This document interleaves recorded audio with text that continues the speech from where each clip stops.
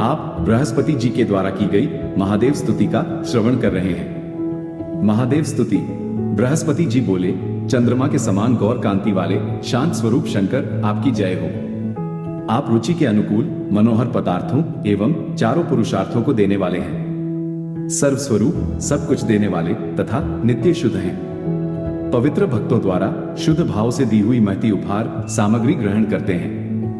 भक्त जनों पर आई हुई घोर संताप परंपरा का आप नाश करने वाले हैं। आपने सबके हृदय आकाश को व्याप्त कर रखा है।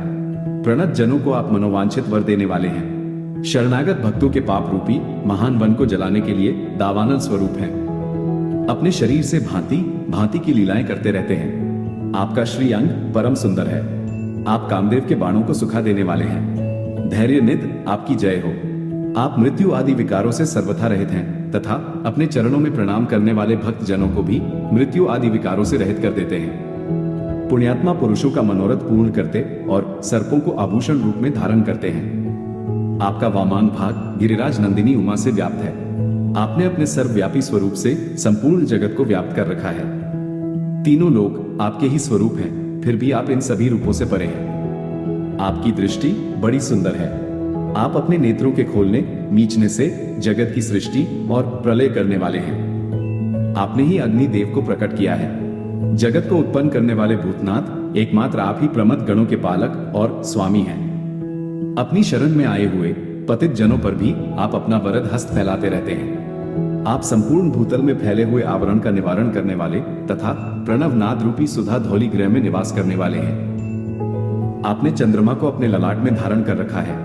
गिरिराज कुमारी पार्वती के द्वारा सर्वथा संतुष्ट रहने वाले शिव, मैं आपको नमस्कार करता हूँ। शिव, देव, गिरीश, महेश, विभो, आप विभव, धन, संपत्ति आदि प्रदान करने वाले और कैलाश पर्वत पर शयन करने वाले हैं। पार्वती वल्लभ, आप सबको सुख देने वाले हैं। चंद्रधर, आप भक्ति का विघात करने वाले, दुष्टों को कठोर दंड देने वाले हैं। तीनों लोगों को सुखी बनाइए। सबकी पीड़ा हरने वाले महादेव, मैं काल से भी नहीं डरता।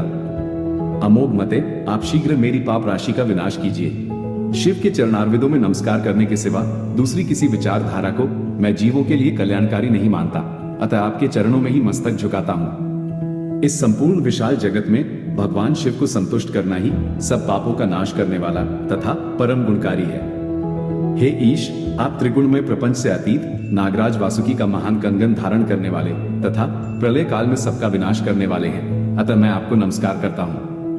इस प्रकार महादेव जी की स्तुति करके बृहस्पति जी मौन हो गए। इस स्तुति से संतुष्ट होकर महादेव जी ने बहुत से वर प्रदान करते हुए कहा, अहो ब्रह्मन, तुमने बृहत तप किया है, इसलिए बृहत अर्थात बड़े बड़े देवताओं के पति पालक बने रहो। तुम ग्रहों में बृहस्पति नाम से पूजित हो। जो पुरुष इस स्तोत्र का 3 वर्षों तक तीनों समय पाठ मात्र भी करेगा, उसके प्रति सरस्वती उदित और उसकी वाणी परिष्कृत हो जाएगी। मेरी सन्निधि में निरंतर इस स्तोत्र के पाठ से अविवेकी जनों की भी दुराचार में प्रवृत्ति नहीं हो सकती। महेश्वर के इस स्तोत्र का पाठ करने से मनुष्य ग्रह जनित पीड़ा प्राप्त नहीं करेगा, इसलिए मेरे समीप इस स्तोत्र का पाठ करना चाहिए। जो मनुष्य प्रातः काल उठकर नित्य इस स्तोत्र का पाठ करेगा, मैं उसकी महान से महान दारुण बाधा हरण कर लूंगा। तुम्हारे द्वारा काशी में स्थापित की हुई इस मूर्ति बृहस्पतिश्वर महादेव की प्रयत्न पूर्वक पूजा करके इस स्तुति का पाठ करने वाला मनोवांछित फल प्राप्त करेगा। इस प्रकार श्री स्कंद पुराण के काशी खंड में महादेव स्तुति संपूर्ण हुई।